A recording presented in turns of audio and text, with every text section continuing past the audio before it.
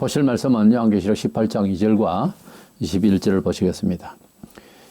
힘찬 음성으로 외쳐 이르되 무너졌도다 무너졌다 큰 성 바벨론이여 귀신의 처소와 각종 더러운 영이 모이는 곳과 각종 더럽고 가증한 새들이 모이는 곳이 되었도다. 21절 이에 한 힘센 천사가 큰 맷돌 같은 돌을 들어 바다에 던져 이르되 큰 성 바벨론이 이같이 비참하게 던져져 결코 다시 보이지 아니하리로다.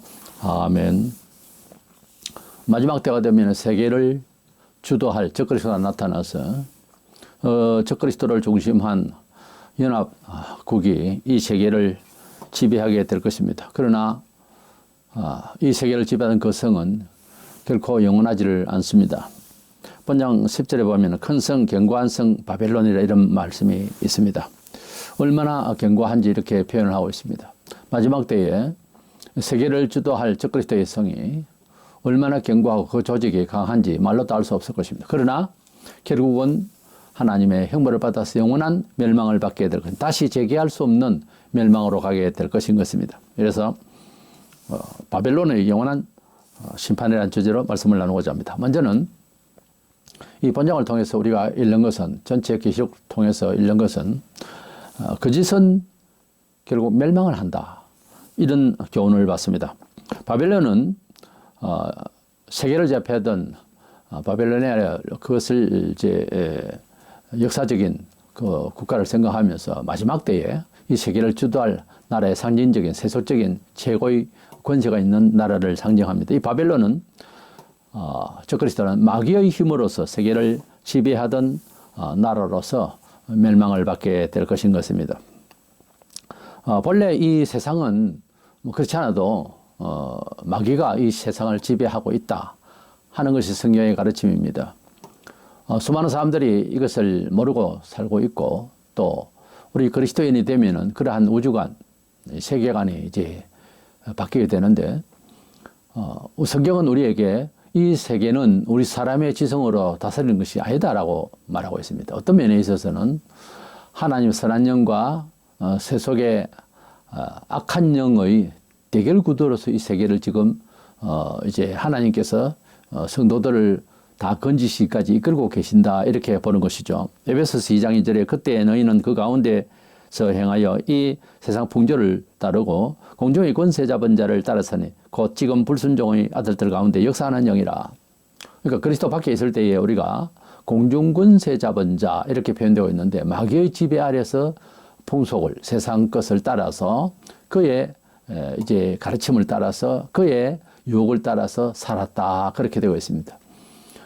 그러나 그것을 이제 구체적으로 알아들으려면은 성경을 자세히 읽고 듣고 보면서 우리 사람이 얼마나 허탕을 치고 인생을 7, 80년 생애를 헛수고로 살다 가는가, 그리고 심판을 우리가 기다려야 되는가 하는 것을 보게 되는 거죠.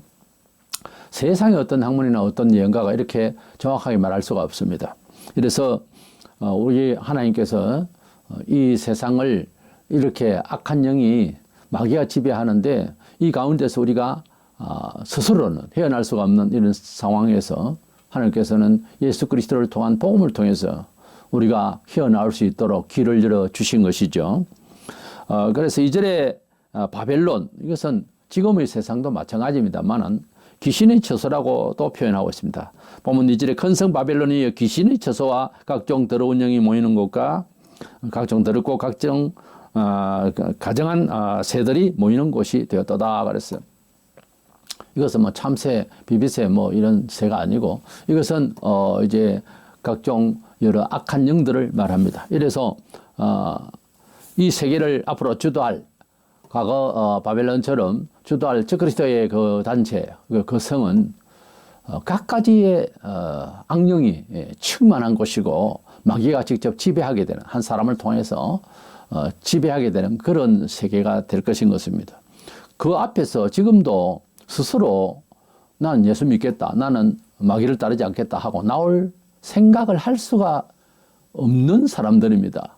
지금도 그런데 마귀가 직접 정치적, 문화적 이런 면에 있어서 지배를 하고 적그리스도 안에 들어와서 지도를 하고, 그리고 거짓으로 이끌어갈 때에 어떻게 헤어날 수가 있겠습니까?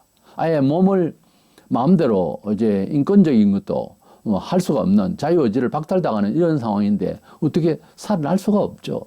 그때도 하나님의 말씀에 귀를 기울여서 교만한 자기 생각을 다 버리고 하나님의 말씀에 준하여서 회개하고 반성하고 새롭게 살려고 그러고 하면 이제 되겠죠. 지금도 마찬가지로 그 마귀가 이 세계를 주도하고 있는데 자기 고집을 부리고 자기 계엄이 옳다 이거죠. 하나님의 말씀은 엄연히 그렇게 하지 말라고 하는데 내 근성이 그러니까 그대로 사는 거나 그때 저그래서 나타나서 지배하는 거는 뭐가 달라요? 하나도 다른 거 없어요. 그때 가면은 성도들이 각성을 할 수 있는 은혜는 주실 겁니다. 이건 아니다. 그동안은 이렇게 살아왔지만 이건 아니다.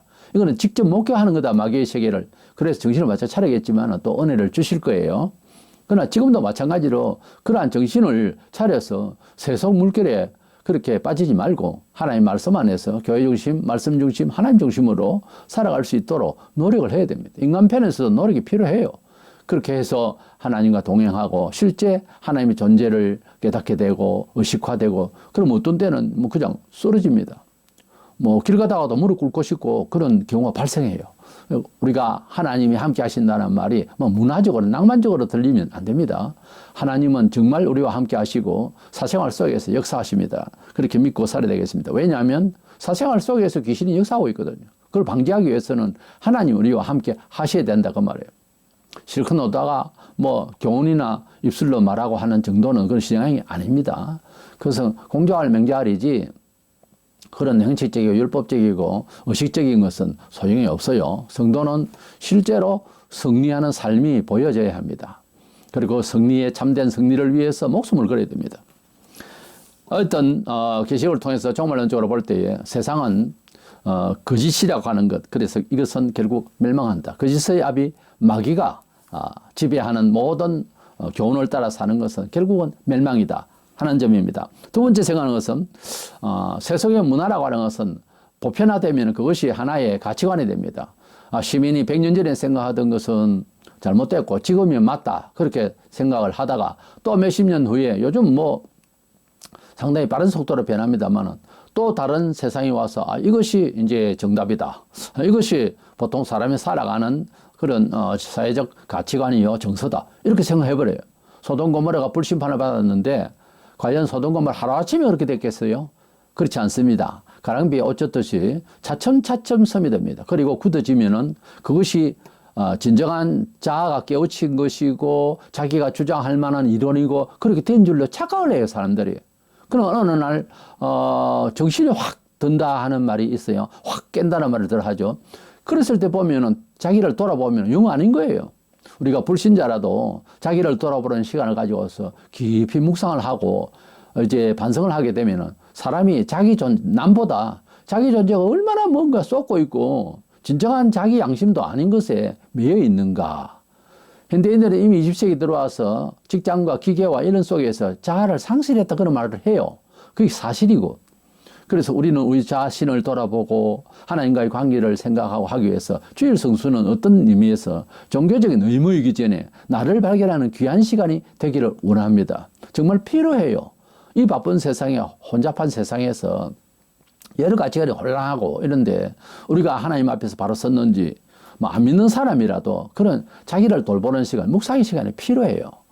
그래서 유럽 같은 데는 명상의 그 홀이라고 메디테이션 홀이라고 해서 도심지에도 방음장치를 해서 자기를 돌아보는 조용한 음악 속에서 그런 묵상의 시간을 필요로 하기 때문에 그런 집도 있다고 그래요. 우리가 우리 자신을 돌아보지 않고 막 살면 끝내는 후회하고 아픈 줄도 모르고 죽고 그럽니다. 그러지 말고 우리를 하나님께서 귀하게 보시니 우리도 우리 자신을 귀하게 여길 줄 알아야 되지 않겠어요? 그렇다면 우리의 정체성을 분명히 알아야 되는 것입니다. 하나님 없이 생각하면은 아무것도 아니라는 결론에 도달해요. 그리고 더 심하면은 자살로 가요. 그게 인간이에요. 우리 스스로는 우리 자신의 존귀함을 몰라요, 절대.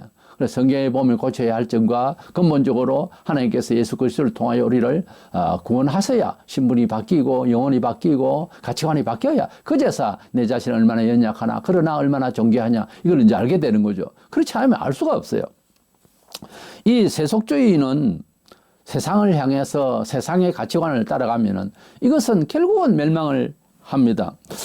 말세에 많은 교인들과 그리고 여러 단체가 또 종교적인 문화적인 것이 적그리스도가 주도하는 대로 따라갈 거예요. 왜냐하면 혜택을 주거든. 항상 악한 영은 혜택을 줍니다. 또 혜택 주는 같이 합니다. 사기꾼들이 참 믿을 수 있도록 말을 해요. 우리가 또 쇼핑이나 무슨 뭐 보험이나 좀 이런 구체적인 말을 해서 미안하지만은 이 말을 너무 잘해서 혹하게 만드는 사람 치고 또 상품 치고는 옳은 게 없어요. 조심해야 돼요. 항상 상품이라는 것은 서구에서의 상품 세일하는 것이 우리하고 좀 다른 게 절대로 함부로 도장을 찍지 않고 서명하지 않게 합니다. 이 상품에 대한 바른 이해가 되기 전에는 절대로 강요하지 않는다고 해요. 그게 벌써 선진국의 스타일이에요. 우리가 하나님을 믿어도 그렇습니다. 내가 마음을 놓고 하나님 앞에 정말 사인할 수 있는 그런 내용인가, 이것이 필요한 거예요.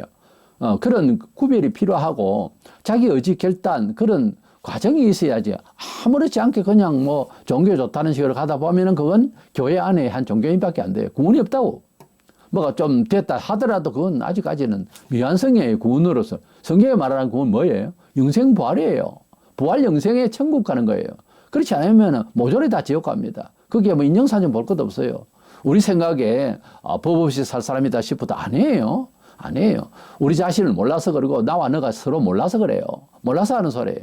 우리 하나님 앞에 사람이 죄 덩어리입니다. 알고 보면 죄 덩어리고 불가능하네요. 우리 스스로는 우리가 자력 구원을 얻을 수가 없어요. 만들 수 없습니다. 그럼에도 불구하고 과학 만능이나 무슨 종교를 가지고 자기 스스로 우리 인간은 어찌 뭐 되는 줄 알고 주장을 하고 기독교는 일방적인 어쩌리 하면서 핍박을 하려고 그러는데 알고 보면 아니에요. 본문장 3절에 보면 만국이 무너졌으면 또 땅의 왕들이 그와 더불어 엄행하였으며 땅의 상인들도 그 사체의 세력으로 치부하였도다 하더라 그랬어요.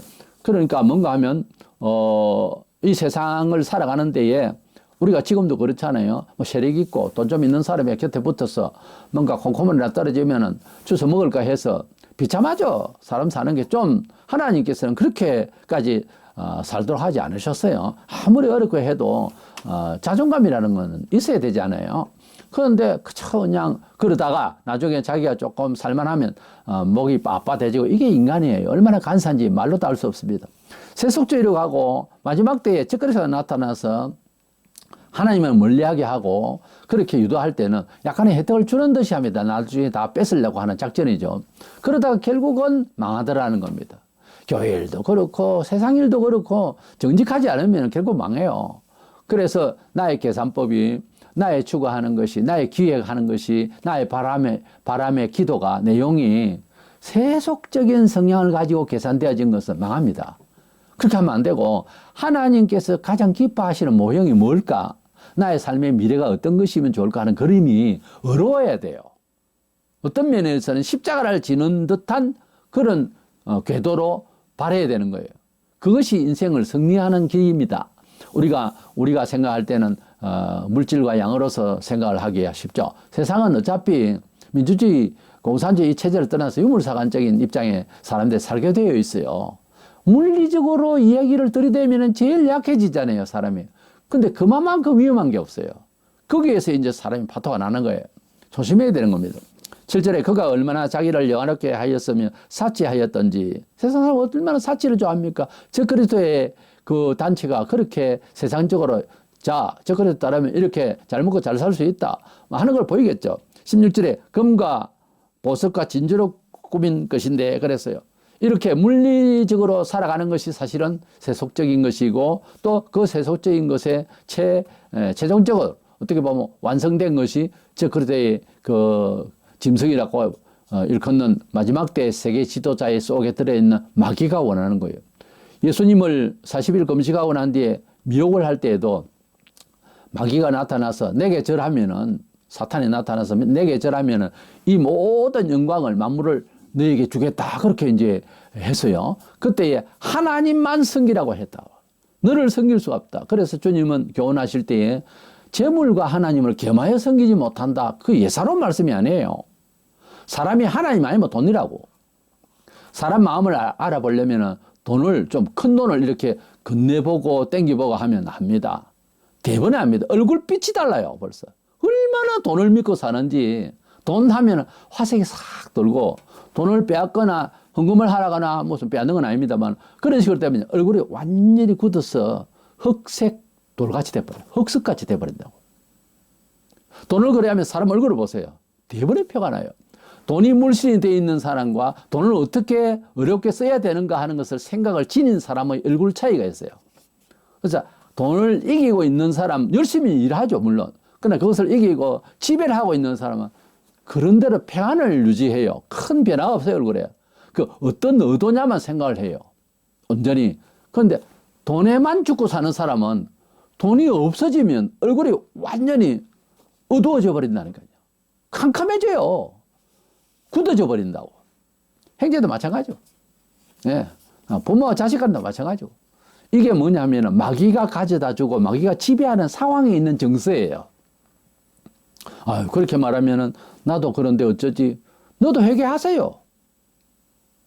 그런 중에 있다면 잘못된 거예요. 잘못된 거예요. 처음에 우리가 예수를 믿으면 가지고 있던 것을 어떻게 한다? 가난한 사람이 있는가 밝혀가지고서 나눠줘요. 성경에 나오잖아요. 사람이 물론 열심히 살아야 되죠. 사유재산을 이제 뭐 법적으로도 지켜주지만 본인이 그렇게 잘 관리를 해야 됩니다.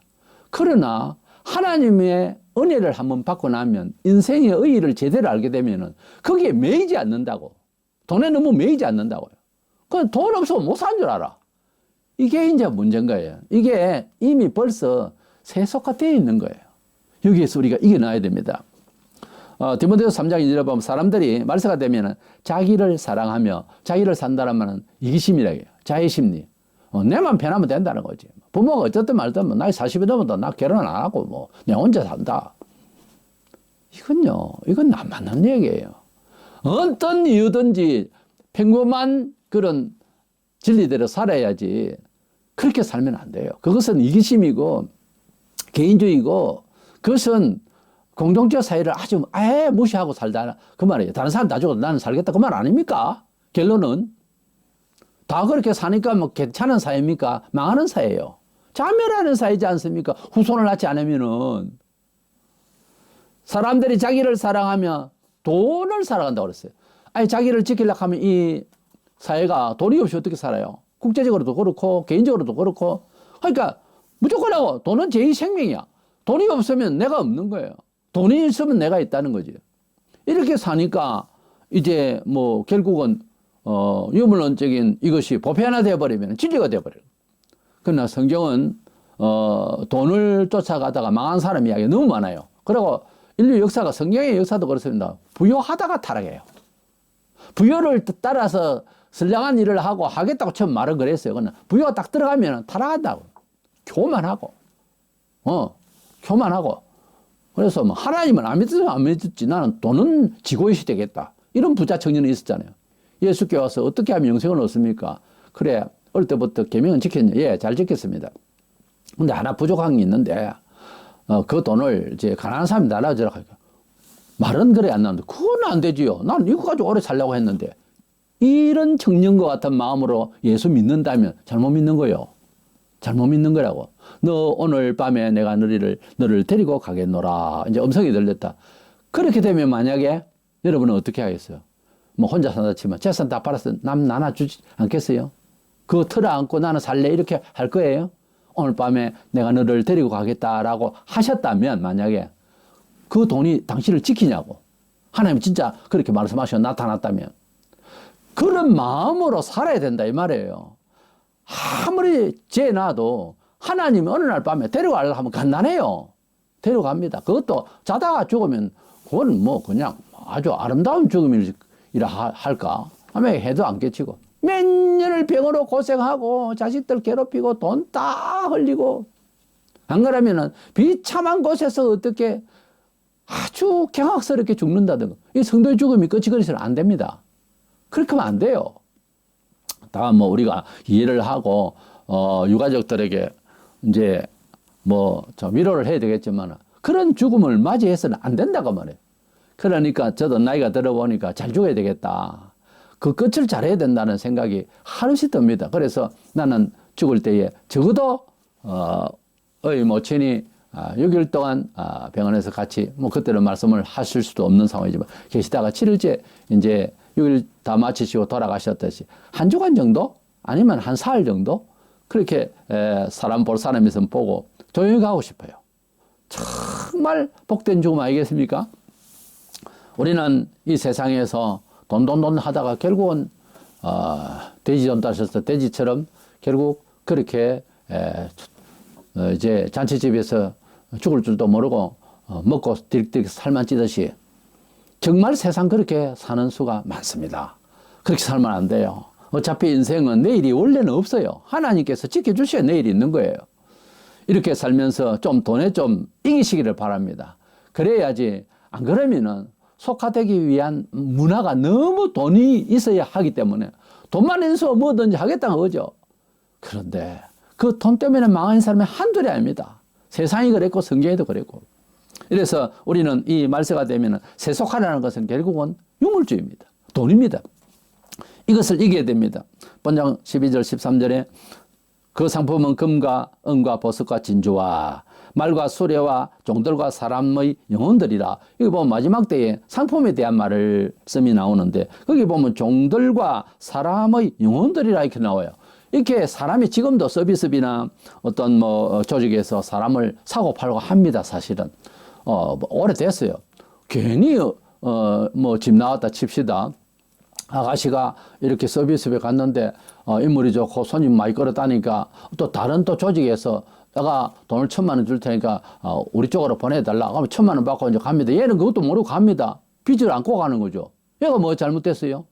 이 아가씨가 뭐 잘못됐냐고. 이런 사회가 지금도 이루어지고 있거든요. 근데 말세가 되면 아예 그것은 시장에서 콩나물 팔듯이 사람이 그렇게 팔릴 그런 경우가 될 겁니다. 당연히 생각을 하고. 지금도 지구촌에 그렇게 이루어지고 있잖아요. 인권이 어디 있어요? 있는 사람이 뭐 인권 이야기지. 그런 사회가 지금 현재도 이루어지고 있지만은 말세에 가서 적그리스도의 집단 체제로 이 세계가 돌아갈 때는 아예 사람이 그냥 뭐 물건 취급 받는 것으로 이게 이렇게 말씀을 하고 있습니다. 그래서 세속주의 세상에서 뭐 정치, 경제, 사회만 여러 문화가 있겠죠. 세속에 관심을 가지고 책방에 가면은 수만 권이 있어도 그냥 95% 이상 정도는 그냥 세상 잘 살자. 세속주의예요. 그것은 전부 다 모으면은 그것이 꼭지점이 어디로 가냐면 유물사관 쪽으로 가요. 결국은 돈이에요. 그런데 물론 잘 찾아보면은 교양을 위한 것, 인생의 의의를 묻는 책도 있겠죠. 근데 다 보면은 결국은 타락 문화로 가요. 그것이 제일 재미있는 거예요. 그래 하려면 뒷받침이 돈이거든요.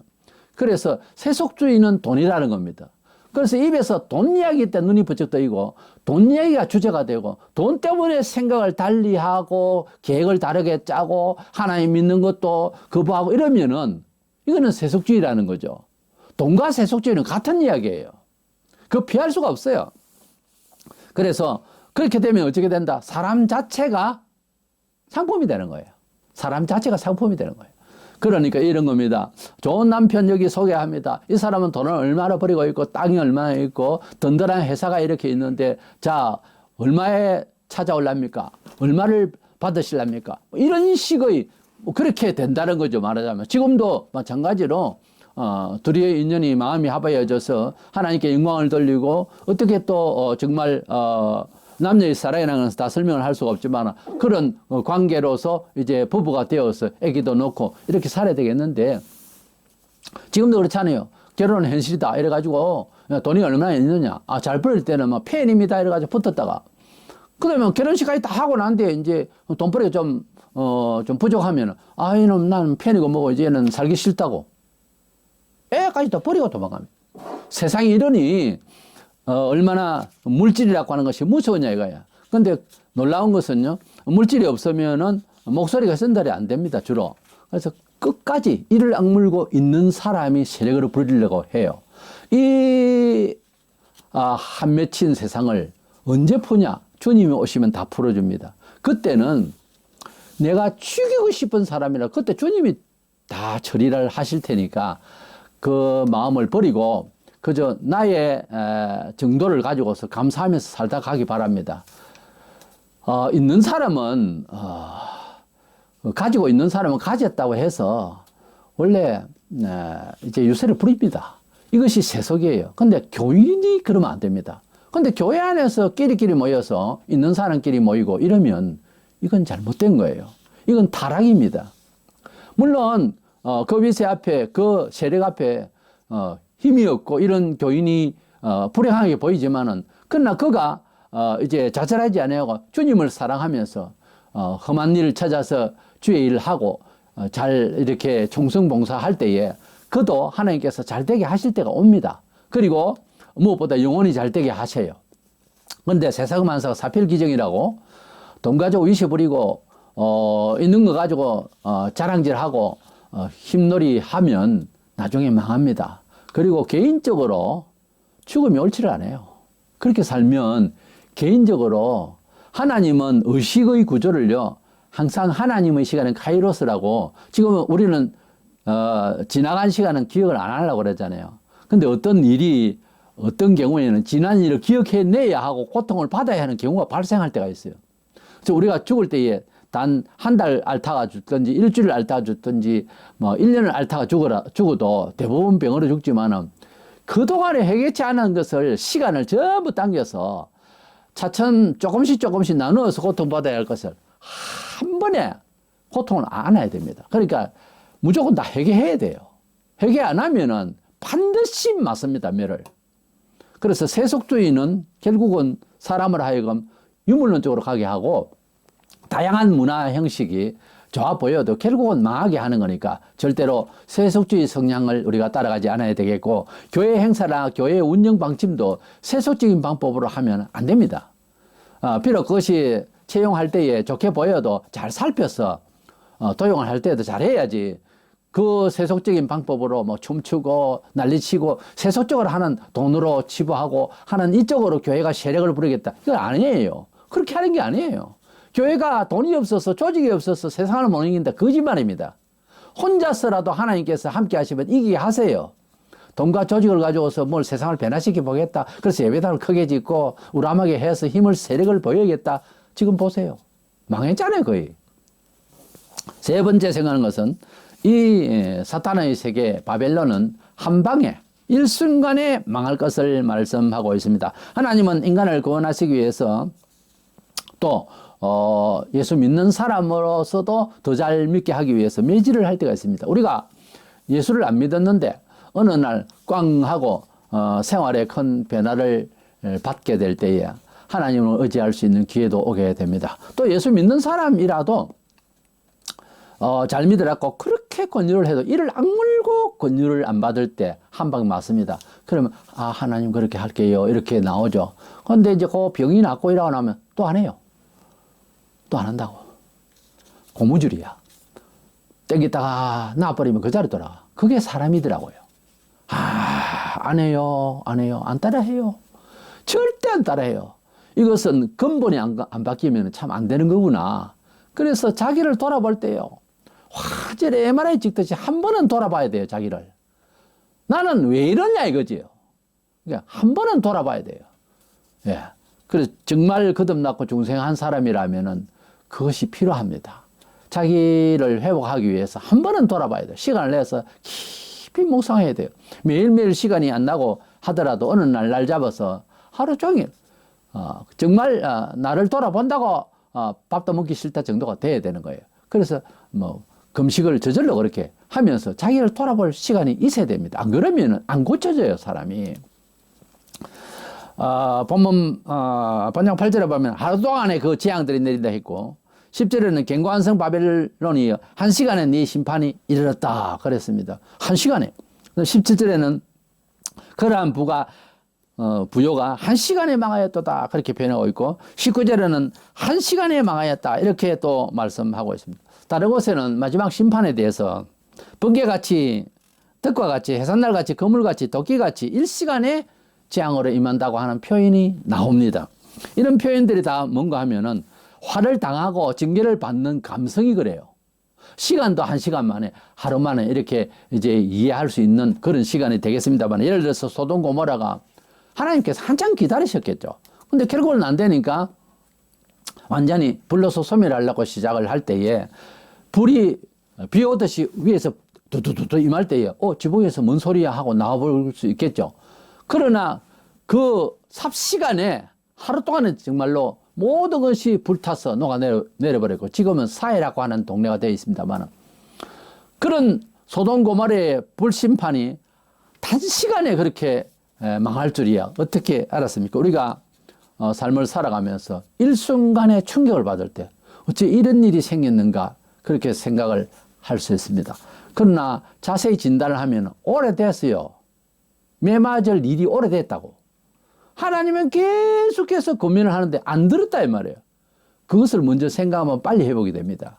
근데 한탄하고 하나님 앞에서 불만하고 혹은 뭐 인생이 그러려니 제일 무서운 놈이 그놈이에요. 인생이 그러려니 아무 생각이 없는 놈이에요. 막 사는 사람이에요. 운명적으로. 벌레만도 못해요, 생각이. 그렇게 살면 안 돼요. 원인을 알고 하나님 앞에서 이제 회복할 수 있도록 추구해야죠. 그리고 노아 시대 때에 물심판도 마찬가지입니다. 비가 그전에는 왔다는 말이 없어요. 근데 비가 막 쏟아집니다. 하늘에서 무슨 물이 이렇게 내려오지. 처음에 그랬겠죠. 희한하네. 그러고 물도 맞아보고 그러겠죠. 근데 하도 장대같이 비가 내리니까 방 안으로 들어가고 했겠죠. 그 다음에 점점 마루까지 오고 점점 와서 결국은 무서운 이제 상황이 벌어졌겠죠. 그래가 삽시간에 과거에 제가 경남에 있을 때 한 2시간 동안 비가 왔는데 마산시에요.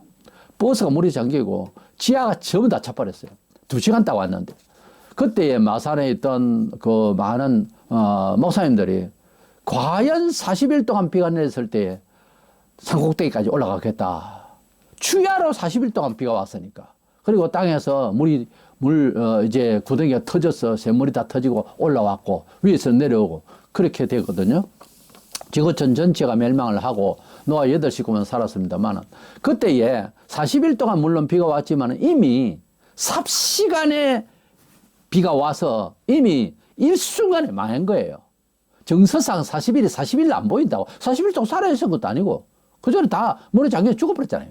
그래서 심판이라고 하는 것은 제일 무서운 심판이 무슨 생각을 해보고 하나님 살려주세요 이럴 때는 아직 괜찮아. 근데 그럴 여가가 없이 꽝 한단 말이에요. 그럴 여가가 없다고. 교통사고도 꽝 하면 할 때는 벌써 늦은 거예요. 할 때는 늦다고. 그 전에 미리 기도하고 조심하고 몸에 그런 체질이 돼야 되는 거죠. 근데 기질이 계속해서 한 번은 맞는다고. 한 번은 또 들어맞아. 그러니까 맞을 때는 어쩔 수가 없는 지경이 되어버리는 거예요. 이렇게 바벨론이 멸망을 할 때에 이제 대책이 없습니다. 일순간에 그죠. 도저히 막을 수 없는 노아의 홍수와 같이 도저히 막을 수가 없는 소돔 고모라 같이 그렇게 멸망을 당하게 될 것입니다. 누가복음 21장 34절에 너희는 스스로 조심하라. 마음이 둔하여지고 뜻밖의 그날이 덕과 같이 너희에게 이 말이다. 보세요. 우리가 행벌을 받거나 징계를 받거나 간에 하나님께서 손을 대실 때는 보면 그 하나님이 나빠서 그렇게 하는 마음이 이미 둔해 있어요. 지금 우리가 성도들이 대화를 하고 하면은 천리만리 밖에 있는 거예요. 예수 밖에. 교회는 나와도 마음이 천리만리 떨어져 있어요. 소통이 안 돼요. 목사하고. 목사 니 혼자 똑똑나. 당신이나 잘하세요. 당신은 목사니까 이런 식이야. 수준에 맞춰서 이야기를 해도 못 알아들어요. 마음이 얼마나 멀리 가 있는지. 마음이 둔해질 때에 그때에 비로소 마치 쿨쿨 자다가 도적이 와서 좋은 거 다 가져가듯이 결국은 당합니다. 그러니까 성도들이 교회 생활을 하면서 은총 축복 이런 소리 하는데 제일 큰 축복은요 영혼이 깨어있는 겁니다. 영으로 깨어있다고. 어느 것이 옳고 그름이 분명해야 되고 진리 안에서 살면 죽어도 산다는 생각이 딱 들어차 있으면 다소 손해가 있고 다소 어려움이 경제가 오고 상황이 그렇게 해도 세상 사람들처럼 그러려니 이런 식으로 안 삽니다. 주님이 인도하시겠지 이렇게 생각을 하고 살죠. 깨어있는 거죠. 짐승의 나라도 이렇게 적그리스도의 나라도 이렇게 단번에 그냥 멸망받을 것입니다. 본장 20절에 하늘과 성도들과 사도들과 선지자들아 그러고 말미암아 즐거워하라. 하나님이 너희를 위하여 그에게 심판을 행하였음이라 하더라. 우리가 계시록을 보면은 말세에 저그리스도의 세계, 세속주의 세계가 멸망을 당하고 성도는 끝까지 승리하는 내용이 나옵니다. 그래서 세상 환란, 재앙, 성도의 교회 승리 이렇게 제목을 삼을까요? 그래서 계시록은 그렇게 됩니다. 우리가 남 죽는 거 좋을 것 없죠. 슬퍼할 때 슬퍼해야 되지만 치크리스의 영이 교회를 얼마나 핍박했던지 너무너무 괴로워서 그렇다고 대적을 우리가 뭐 할 것도 없고 성령 안에서 살아가는데 성교도 당하고 하지만 결국은 하나님께서 내가 저들을 완전히 멸망시켜서 너희들을 즐겁게 해주겠다. 뭐 어떤 면에서는 옳은 말씀이죠. 우리를 후련하게 해주실 날이 온다 이거예요. 참아라 이거예요.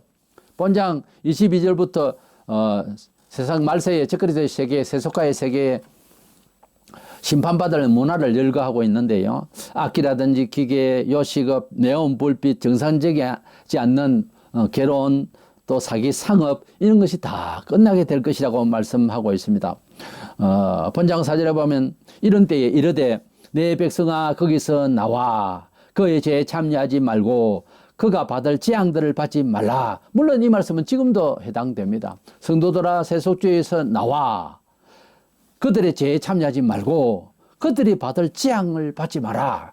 이 말씀이 되는데 이 말씀은 지금 계시록 이런 대환란 중에 나오는 말씀이고 그 터무니 나오는 말씀이고 19장에 예수님이 방금 이제 재림하실 겁니다. 이렇게 이런 말씀은 뭔가 하면은 결국은 우리를 휴거시킬 내용이다. 이렇게 볼 수 있는 거예요. 그래서 우리가 하나님의 말씀인 이 말씀을 통해서 각성에 있으면은 무엇이 죄고 어떤 심판이 있을 것이고 이런 내용까지 다 우리가 감지할 수가 있을 것입니다. 우리가 하나님의 백성으로서 이 세속적인 데서 우리가 나와서 우리가 이제 다시 오실 주님을 맞이할 준비를 해야 되는 것입니다. 그러니까 19장에 재림하시니까 18장쯤 돼서 가면 우리가 부활 변화 받지 않을까. 주님 오시면 공중에서 부활 변화해서 올라가서 맞이해야 되니까요. 그래서 결론적으로 보면 노아 시대에는 창세기 6장 5절에 사람의 죄악이 세상에 가득했다 그래서 세상에 만연했고 말세가 되면은 본장 5절에 보면 그의 죄는 하늘에 사무쳤다 그랬어요. 그러니까 노아 때는 땅에 죄가 관영했다면 말세는 죄가 하늘에까지 이거는 죄의 빈도수를 말합니다. 그래서 땅에 가득한 것은 비로소 물로서 다 씻어버리지만은 하늘까지 죄가 찼으니까 불로서 이제는 태운다. 이렇게 보게 되는 것입니다. 그래서 베드로서 3장 12절에 그날에 하늘이 불에 타서 풀어지고 물질이 뜨거운 불에 녹아지리니와 그랬어요. 베드로 사도께서 미래를 이제 영안이 열려서 보면서 이 내용을 기록을 해줬는데 그날에 마지막 날에 하늘이 불이 탄다. 그리고 물질이 이 세상의 모든 우주가 다 타서 지구 다 타서 다 녹아내린다. 우리가 이 세상에서 집을 짓고 그래서 오래오래 아니 영원토록 살고 싶어도 때가 되면 다 늙어서 병들어 죽고 벌써 저 나이에서도 죽은 사람이 많습니다. 이런 때에 우리가 생각할 것은 우리가 바라볼 것은 영원한 아버지 집입니다. 그 집을 바라보면서 살아야 될 것입니다. 이 마지막 시대는 지금 기독교가 하나의 종교의 무리가 되어가지고서 세속화 사실 많이 되어 있습니다. 교회의 그 핵심적 가치, 핵심적 가치가 영혼의 영생이고 또 우리의 육신의 부활입니다. 이 진리의 복음의 핵심 가치를 놓치지 말고 영원한 상급을 바라보면서 하나님 뜻 가운데에 우리 주님을 열심히 이제 잘 따라서 이 시대도 각성해서 영안이 열려서 잘 지혜사 선택을 진리 안에서 잘 하고 그래서 승리하여서 은총을 누릴 수 있는 저와 여러분 되시기를 주의 이름으로 축원합니다.